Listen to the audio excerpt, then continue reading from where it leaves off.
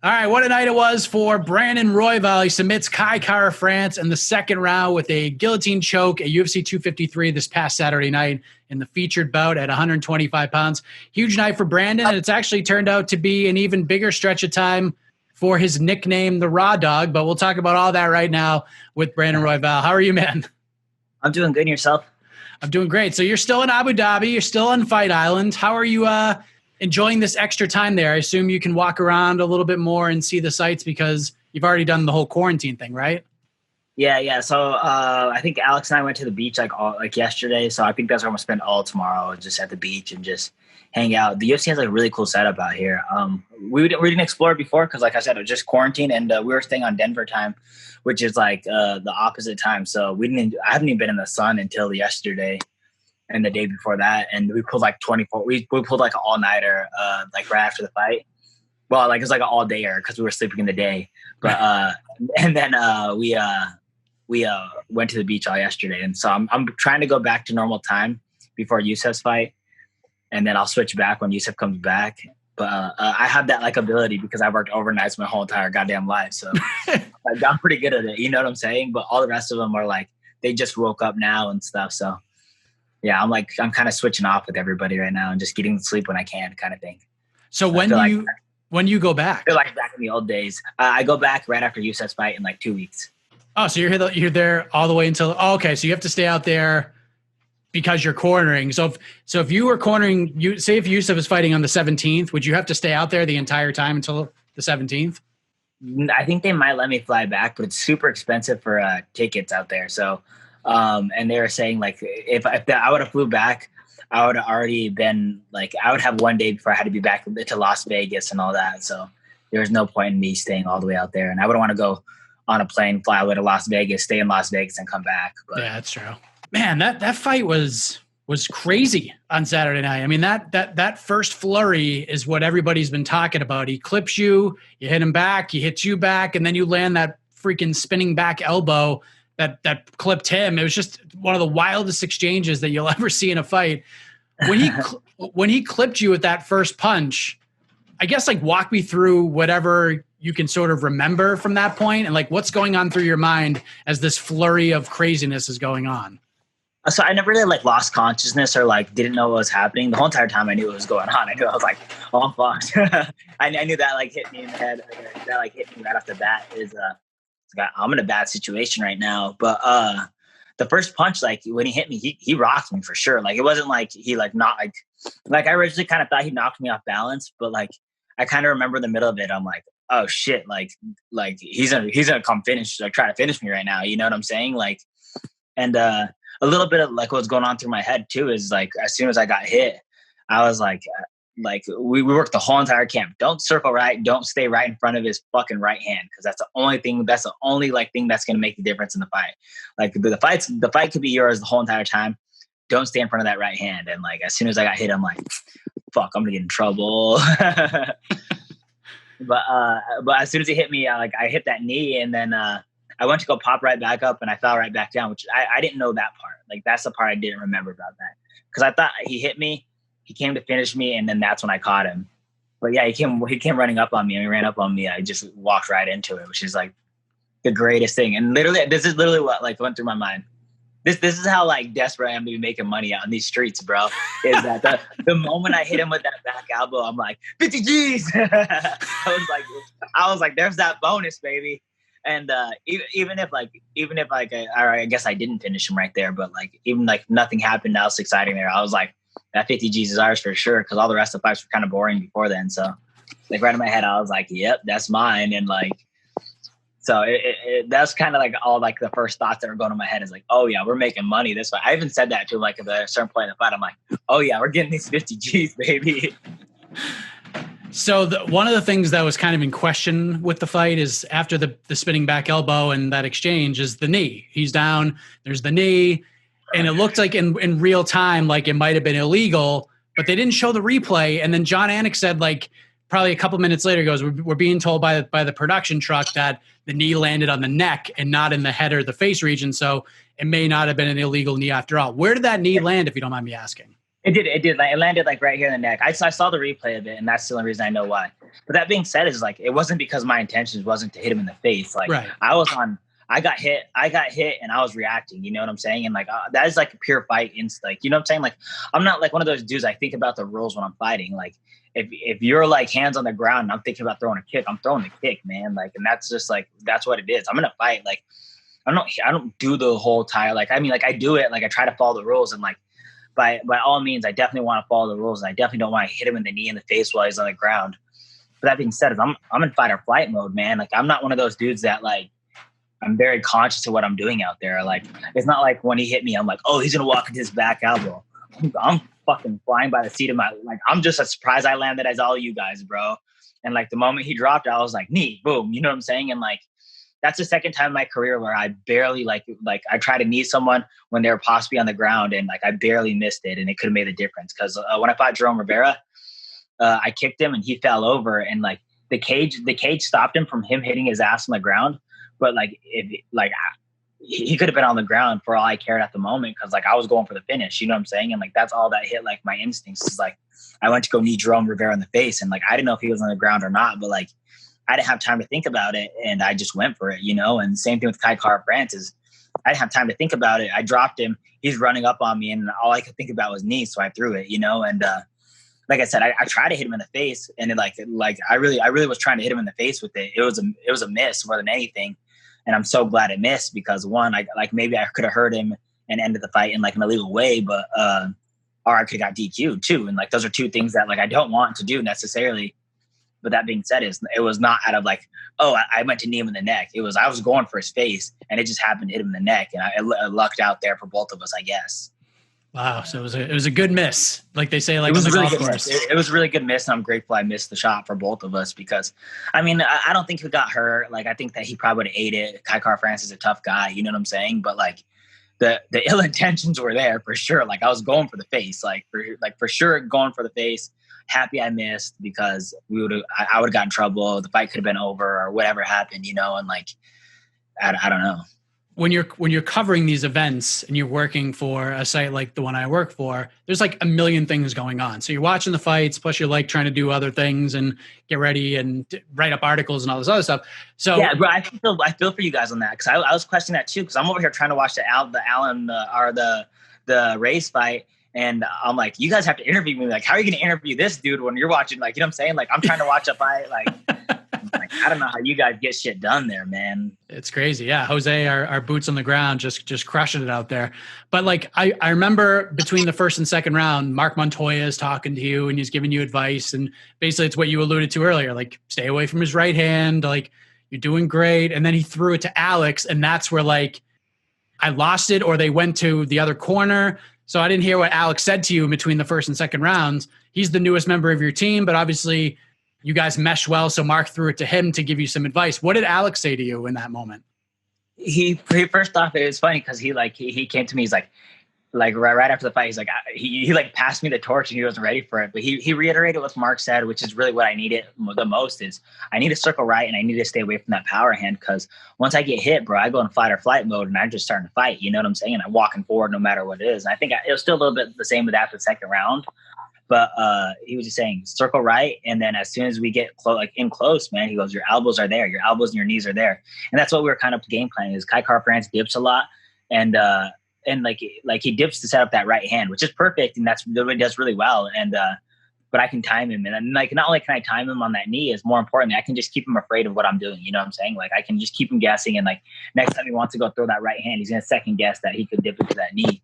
So he was just saying when he comes in close, throw the elbows and knees. And that was like perfect advice too. It was just, like I said, they didn't give me like a ton of advice. They just gave me like little key notes to stick with. And that's exactly what you need because my mind's already overloaded in that situation. But like, literally when I went back to that corner, I felt so good, man. I felt like I was having fun in there, like for sure. I knew at that point, I'm like 50 G's are ours for sure. Like we're definitely scoring like these, like I thought I got dropped twice. I didn't realize that I only got dropped one time in that round, but I thought I got dropped twice and I knew I dropped him twice. So I was like, damn, we're getting money for sure. Like, so in that point, I was already just having fun and enjoying the moment. And, I already knew, like, I was like, this is a good fight for sure. Like, this is definitely like a good fight. And I've never had that in my head where I was like, we're in the middle of a fight. And I'm like, damn, this is a good one.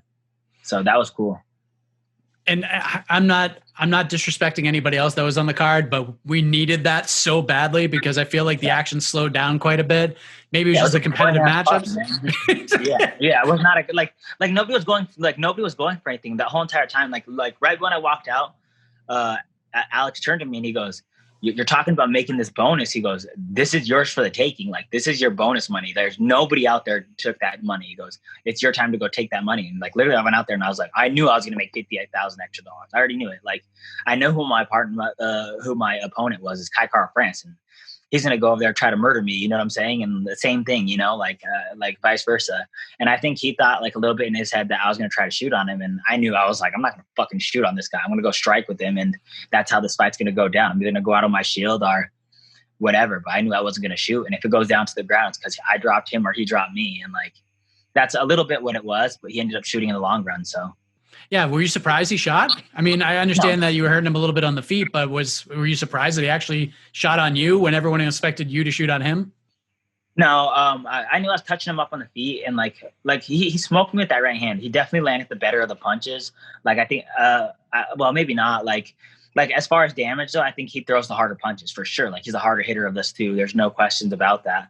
But I think I was piecing him up. You know what I'm saying? I think that he had that one moment where he landed, and he was landing like maybe a couple other hard shots. But I think for the most part, like I was whooping his ass on the feet. Like I think I was taking it to him a little bit, and that's what they were saying. My corner was saying that, and I was telling them like it's not going to happen. But they were saying like before the fight, they're like, he's gonna get desperate and shoot on you. He's like, you're gonna overwhelm him, and he's gonna shoot on you. I think that's what I was saying in our interview too. Yeah. Like I think I'm gonna overwhelm him, and I was saying it because I was reiterating what my corner was saying. I didn't think that he was ever going to shoot me, but like what my coaches were saying, they're like, yeah, dude, he's definitely going to shoot on you. He's going to get desperate. He's going to take a shot, and that's when you're going to finish him. And that's exactly what happened. And I had probably like 3 of my cornermen already said it. They're like, you're going to get a guillotine on him because he's going to shoot. He's going to shoot on you, and then you're going to wrap that up, and that's going to be the end of the round. And I was like, sure, like maybe. And so when he did take that shot on me, I didn't necessarily know I had the guillotine, but I knew the fight was over in the sense of like, I knew I had him like not where he was. I knew he wasn't comfortable at that point. Like if you're shooting it on me, you're shooting it on a black belt and you're a striker. I know that you're not comfortable. You know what I'm saying? I know that I'm getting the better of this. And I felt that in the middle of the fight too. Cause like, there's a couple of times like where he would hit the cage or like where I'd back him up and he was hitting the cage. And I was like, oh yeah, like I'm winning this shit. Like I already knew, like in my head, I was like, I'm walking him down. Like, and like he was throwing heat and I was just like, I didn't really care at that point. Like I already, like he smoked me with the right hand and like that hand, like he hit me right across the chin. That's a perfect punch. That's the perfect spot to land a punch. I didn't go out and I was just like, all right, well, we're fighting now. Like I'm walking him down. If I get knocked out, fuck it. And if I don't, like, I didn't think I really was, you know what I'm saying? I was like, I took the best shot he had for sure. Like smoked that right on the chin. Like that couldn't have been in any worse spot. And it was loaded right hand. Like it couldn't, like everything was like first 30 seconds. I took everything he had pretty much. So I was ready for the rest of the fight, you know? One thing I was kind of interested in seeing is if the fight played out the way you thought it would, you'd get a finish, you'd overwhelm him. Is like, how would you react to it? Because going through and like writing articles about you and like going through photos that we've taken of your first UFC fight, you're not happy in like any of them. Like even when you won, it's just like, you're like, oh, I looked like crap. Like I'm not even happy with my performance. But like this is what I was wondering. I'm like, how could he not be happy with this? And then you're talking to John Anik and like, what do you want next? And you're like, I was going to call it a top 5 guy, but I'm not going to do that because I got dropped twice. Like, I'm like, what is happening right now? Were you not happy with the performance? Like, yeah, I'm sure you're happy to get the win, but what would you grade at that point? Like, as you're talking to John Anik, what are you grading your performance, even though you got the finish? If I'm grading the fight an A, I'm grading the fight an A+ for sure, because I knew it was a great fight, and that's what I was happy about. I knew when that fight and that bell rung, and I got that, I got the submission. I was like, that's 50 G's, baby. And I was like, even at that point, like thinking in my head, I'm like, based off what these next 2 fights happen, I'm double bonusing today. I'm making $100,000 because I knew I just fucking threw a back elbow after I was rocked, and I was like, that has to look good. I went for a go right after like words, and I was like, this is like everything else that like was just flashy and good, and like I think I dropped him with like a jumping switch knee or something. Like I don't know what I dropped him with next. I've been able to watch this fight because I've been stuck in this goddamn hotel. But I've never watched this fight again. So I think I hit him with a jumping switch and he was dropped him the second time. So like after I won the fight, I just knew I was like, all right, well, I don't have to go back to working. You know what I'm saying? Like that kind of like raised my head, and then like But as far as me, I just know you don't want to go out there and get dropped. And like the only thing I was supposed to avoid is not walk right into his right hand. And I did that 30 seconds into the fight. And I was like, well, I'm an idiot for doing that, because like that was a dumb move. We knew exactly what he was going to do, and he did it. And like for me to allow that, it's like just shows a little bit kind of lack of fighting IQ and a lack of of just being disciplined and like in the moment, you know what I'm saying? And which is like something I like not doing too, is because like I fight a little free, you know, and like me being not disciplined allows for a back elbow, allows for a fucking a go plata, like, you know what I'm saying? It allows for me to be a little bit more free. But that being said, it also makes me walk right into a right hand. You know what I'm saying? And that's what happened. And I don't know. Like I said, I had to process everything. I knew it was a good fight, and I knew I was going to make extra money for sure. I knew that like whatever happened was good, and I knew that I just took the number 7 spot in the UFC. So it was all good things in my head. But that being said, I know that that's not what like a Conor McGregor on the rise looks like. You know, like Conor McGregor didn't get dropped in any of his fights while he won the belt. You know, he was just winning belts. Like, so I knew that like that's not the way I wanted to be. You know, and if you compare yourselves to the greats, which is if you want to be good, that's what you need to do. Is that wasn't the grade A performance, but it was a fucking grade A fight. You know, like. It's interesting because like, you know, we've talked about your mental state and like how you approach fights, and you don't want to be there a lot of times, but then you get in there and it happens, and like you're here and then like part of you's here. But I feel like with this fight, it almost caught up in a way, because yeah, you get to be free, but you're still not thrilled because you want to be at a certain level, but you also don't feel like that you belong in that space from time to time. So like, it's kind of weird for you to try to like find that happy balance. Do you feel like this fight helped you take a step towards finding that? Yeah. And well, and here's another thing that like helped me out too, is like after the win is I know Brandon Moreno didn't go out, like Brandon Moreno didn't go drop Kara France like that, like let alone twice in a round or with a back elbow and a flying knee. Pantoja wasn't doing that when he beat Kara France, and like Tyson Nam, knockout artist, fucking the great Tyson Nam, man, he didn't drop him like that. Like I don't even know if Kara France got dropped in the UFC so far, maybe by Brandon Moreno, but he didn't get dropped as cool as I dropped him. You know what I'm saying? So I knew that I had the better performances than all of them, besides me getting smoked. But like, here's another cool thing, and this is what I was thinking too, is this is like the least nervous I've ever been before a fight. But I think this is like one of the quicker turnarounds I've ever had for a fight, where it's like I almost fought like what you want, like after like 4 months or something like that.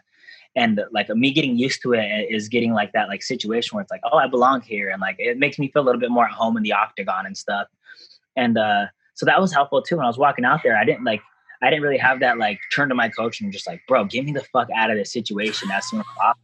Like, let's go. Like, what are we doing here, coach? Like, you're supposed to be looking out for me, man. I'm about to go fight somebody on TV. Like, what are we doing? You know what I'm saying? Like, it was like normally it's that situation where like that time I was like, damn, this is fucking cool. Like, I'm about to go fight before Adesanya, and like I'm gonna go fight before like the middleweight belt, and like before all this stuff. And like I don't know, man. It was more of like me embracing a moment, and I thought that was really cool. And I think that comes from just fighting back to back and like having that real close to fighting, where like before it's like been me fighting every 9 months or every year almost, you know, once a year or like maybe twice a year if I was lucky. But yeah, that was like the closest turnaround I've had in years. So that was super cool for me. And like, that was super cool to kind of go in there and not have that fucked up mind state that I had. And I think it like having like the number 9 spot in the UFC at that moment helps out a little bit too, because I think a little bit before then was like, well, if I lose this fight, like I might get cut from the UFC, because I never saw my contract. I just signed a fight, and like it didn't necessarily say a 3-fight contract or anything. It just said you're fighting Tim Elliott on this date. And like when I read through it, I'm like, fuck, do I get cut after this fight? Like, what happens? You know, if I lose this fight, am I getting cut? And like, now I'm like, I'm number 9 in the world. They're not going to cut me if I get my ass whipped on this fight against number 6 or whatever, number 7 or whatever. So I kind of went in there like a little bit like less problems on me. You know what I'm saying? Like, I didn't think I was going to go in there and like, all right, this is the end of my career kind of thing. Yeah, you opened up a lot of eyes. Dana White was singing your praises in the post-fight press conference, which was great. But one thing I noticed is that Kara France's teammate Israel Adesanya decided, you know what? I'm going to steal his nickname. I'm the Raw Dog now. Not Brandon. I'm the Raw Dog now. This is my thing after beating Paulo Costa. How did you react to all of this, that your nickname has taken on a life of its own here? I know. I came in there, I think 4 months ago as Raw Dog, and then everybody else is Raw Dog now too. It's like I've been Raw Dog before these guys ever got their weebies touched, and I'm over here, and I'm over here getting put in the back seat now. I don't know what's going on. No, I'm just kidding. I don't know, man. It's funny. It's funny that like it kind of took that little bit of a life form, and like it sucks because I don't necessarily know if Darren Till like started the Raw Dog thing on his own, or he actually heard me like go out as Raw Dog, and then like he kind of ran off that too. So like Darren Till and Adesanya obviously have way bigger fan base and way more clout, and more importantly, they could both whoop my ass, which is like very unfortunate for me. Where it's not like where I'm like, well, I'm Raw Dog, and what are you gonna do about it? Like strong arm him out of it, like. So I guess they're Raw Dog, and I'm the gorilla bender, or the last gorilla bender. I don't know, man. I gotta steal something to prove, I guess. I don't really know how that's gonna work.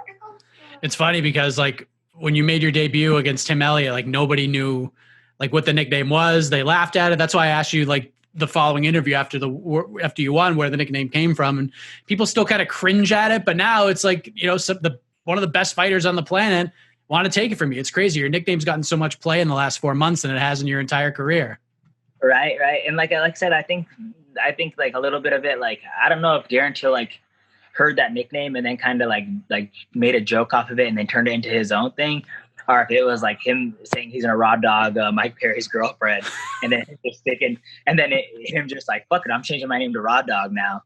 But that being said, is I felt like that fell like by my wayside, and now people stealing my nickname, and I thought like that was one of the more original things that I've ever had, is like the nickname. I've never heard anybody be called Raw Dog before, and I've had that nickname for like since I was in like my first couple of fights. So I don't know, man. It was kind of like it's cool in a sense, and like it helps blow up my name because I'm getting tagged in all these like Adesanya things and Darren Till things constantly, and like so like it helps like blow up my brand. So it's like rebranding for myself in a sense. But that being said, is like I hope they don't stick with that. Like like it was kind of mine first, assholes. Like, what are you guys doing? So social media, I would assume, has grown quite a bit since Saturday, and even the Tim Elliott fight. Yeah, it blew up, man, which is kind of cool. It's a little overwhelming, but it's also really cool because that's what you want. And that's what, like, as fighters, man, as like a marketing system, is you have your social media, and that's kind of how we do it, you know? So that's been really cool, man. That was like a really cool thing that's happened. I have like fake Brandon Royval profiles, and now. Oh man, is that Alexander the Great? Oh, he looks like a 35er, huh? He looks all small. Fucking 85, bro. I almost went to the belt this weekend. Yeah, bro. Yeah, that's what they asked him. They're like, hey, Costa Paulo Costa might not make weight. Can you step in for me? Yeah. But we're worried about him popping for steroids. So, you know how people can be. It's crazy. William Knight, poor William Knight is all jacked up. He's doing things right, and everyone thinks he's on steroids too. It's crazy. Right. That fool is big, though. You know what I'm saying? He's a big man. He's a big boy. So now the funny thing about being me is I don't think anybody's ever accused me of being on steroids at all. I don't have a goddamn muscle on my body. Well, you don't need one. You're showing all us muscleless people. You don't need muscles to win fights. Right. So you're in this interesting spot right now where like everybody wants to matchmake for you. Like it's a cool position to be in. That means you're going places when everybody has suggestions, and everyone has multiple nobody suggestions. ever said it, and nobody's saying like go fight Mark De La Rosa or whatever. You know what I'm saying? Like nobody's saying it. Like, it's always everybody above me, which is really good because that's what I needed, and that's like my whole entire goal is like, all right, you got to go out there and make a statement because nobody wants to see you fight a top 5 opponent unless you go out there and make a statement. And everybody's like, let's go fight someone up. And that's the coolest part about all this right now. Yeah, because you mentioned Asker Askarov. You mentioned Juicier Formiga. I mentioned Manel Cape. I think that would just be so fun, having two guys who came from different organizations meeting at just the right time, two former champions. Champ. Yeah, so I think Cape and Asker Askarov are fighting each other. So now I want Benavidez Formiga still. So that would be cool. It'd be cool to fight Benavidez too, man, just because that's some dude that I don't know, man. Like that's a name in itself. But like if I could get that opportunity to fight him, that's would do wonders for me and my branding, you know? Sure. Yeah. So that would do wonders for my branding of the style bender gorilla now. You better trademark that Raw Dog and do it fast. I know. Sons of bitches, huh? They're all going to try to take it. Adesanya's got that championship money too, man. It sucks. I know, right? You're going to trademark outbuy me? I'll let him outbuy that for sure. All right, there you go. I mean, at least you're being given here. Yeah.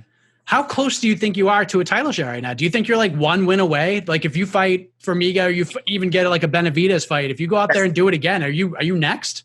That's title contention, right? Like I have to be somewhat close, but I mean, I get that. Like I feel like I haven't paid my dues necessarily. Like I feel like maybe I was like a little bit thrown to the wolves, and like the fact that I'm able to go answer that call is awesome, and maybe it will lead to like a quick title shot. But I also like see like maybe I need to go like pay some dues and like earn my keep a little bit more. But like I don't see if I go out there and fight Benavidez and go put on a show, why I wouldn't be. And like that being said, is I'm out there putting on performances. That was a fucking fight and a half. Like I was like the homeboy has power, and like I was walking him down, walking through the power. You know what I'm saying? And I've been trying to tell people for years, like I'm an exciting fighter, man. I bring the heat. People see that I'm exciting and like just jiu-jitsu wise, and like you're only seeing that because motherfuckers don't want to strike with me. People don't want to stand with me anymore. Like that's one of those situations like where like you get to see a little bit of my striking, you get to see like my little bit of mentality in my head, like when I get in danger, and like I already knew like what was going to happen, and I already knew like that like I'm an exciting fighter, and it's really cool because I'm getting that love behind me now, and like I'm having people write like that's the most exciting fighter in the flyweight division right now, and like I'm getting like stuff like that, and like I get that's just like stuff that I see right there, but like it's cool because I haven't really got too much hate on this fight. Where like my last fight, people are like, "You're a bitch," like this, and that, and like even before the fight, you got to think about this, bro. I have 5,000 followers on Instagram, way less followers on Twitter before this fight. And these dudes are telling like fucking tagging my name in this, like Brandon Royval knocked out first round. And I'm like, bitch, I see this. Like I'm not Kai Kara France with a big following. Like Kai Kara France doesn't have to see haters, bro. Like he has a bunch of people follow. Like I have to see this. This is like a direct message to me. Like I see this motherfucker saying like, you're gonna get slept tomorrow. Like you motherfucker. But like I don't know. Like now that I have a little bit of following, like I'm seeing nothing but good stuff, and like it's really cool, man. It's really cool to see all this, and like I'm so happy. And I don't know, man. I just hope I can keep showing out and putting up performances, and keep getting money. More importantly, yeah. Look at you, all this bonus money. Has that first bonus check cleared yet? Before you got the second one? Yeah. The first bonus check cleared. I haven't done anything with it, but it's just sitting there. So, I mean, I'm such like a pansy when it comes to spending money and stuff. So, I'm sure it's never going anywhere. Well, there you go. When do you want to get back? Like, is this you want to get right back in there, or? I want to fight December. I'm kind of worried. Like I said, I got clipped in that fight. So I want to like play it smart too. I've been fighting since I was 16 years old and training with like monsters in a professional fight team since I was 16 years old. So like, I don't know. I want to watch out for my head a little bit. So I'm not sure if I have any like concussion symptoms. I think I'm okay, but like, I don't want to risk going back to training super early and getting punched in the face and stuff. Like I want to crack mitts and I want to drill and I want to do jiu-jitsu and stuff. But like, that being said, is I don't want to go out there and risk unnecessary punishment. I like I said, I've seen people's careers. I'm a huge boxing fan, and I don't want to be one of those guys that stumble even more than I already do on my sentences, A couple more things to let you go. One, are you interested at all being a boxing fan and all of this and seeing Conor McGregor box Manny Pacquiao? Does this interest you in any way? I think it's a bad matchup for Conor McGregor, man. Pacquiao's a fucking beast, bro. Like, I don't know why he'd want to fight Manny Pacquiao, because Manny Pacquiao's like, one, he's small, but that motherfucker got power. I think he's on some Mexican supplements. He fucking goes so fast, he's not as calculated as Floyd Mayweather, where he's gonna chill for 3 rounds and then let Conor McGregor work. Like that fool's gonna try to piece him up in the first 2 for sure. Like, I don't know. I get that that's a money fight and Conor McGregor's making money, but like that being said, you don't want to go out there and get smoked by a 125-pound fucking Filipino boxer, November is going to be interesting because we got the title fight. We got Alex Perez versus Brandon Moreno. Might have Manel Kape versus Askar Askarov on that card as well, which I heard that might be the fight as well. Who wins the title? Who walks out in November with the title? You think Cody Garbrandt can do it, or is Figueiredo going to do his thing and send Cody back to 35? I think Figueiredo's going to pull it off. I don't know if he's going to send Cody back to 35. I think 25 is a really good thing for Cody Garbrandt, but I think Figueiredo takes care of him and handles him. But I think it's just like when I think about Figueiredo, I think that fool can just take a punch. He's a madman. You know what I'm saying? He's going to throw fucking as hard as he can. He's going to wing it. Cody Garbrandt's a madman too, but I don't think he'd take a punch like Davidson can, man. That guy seems just like he's cut from a different breed and has a different mentality, and I think that he pulls it off. But I think I give the technical aspect to Cody Garbrandt and the speed to Cody Garbrandt. So I don't know, man. And like, he has power too. So it's like what really wins is the flyweight division in general, because like that fight's not going to be boring, and it's not going to be like a Mighty Mouse fight where he's just so good, he's so dominant that like people don't find it entertaining anymore. Where I think it's going to go back and forth, and people are going to get dropped, and the crowd's going to, I guess there's not going to be a crowd, but everybody's going to be oohing and ahhing the whole entire time, Well, I think everyone's looking forward to seeing you back in there, Brandon. It was an incredible performance on Saturday. Outstanding. Bonus well-deserved. I thought you might have got the 100 Gs, but unfortunately the 2 title fights sent into the second round as well. But outstanding performance, man. I'm very happy for you, and looking forward to seeing what big name is going to be standing across from you next, man. Hell yeah, man. It's awesome watching you do big things too, man. We're on the rise together still, bro. Let's keep going.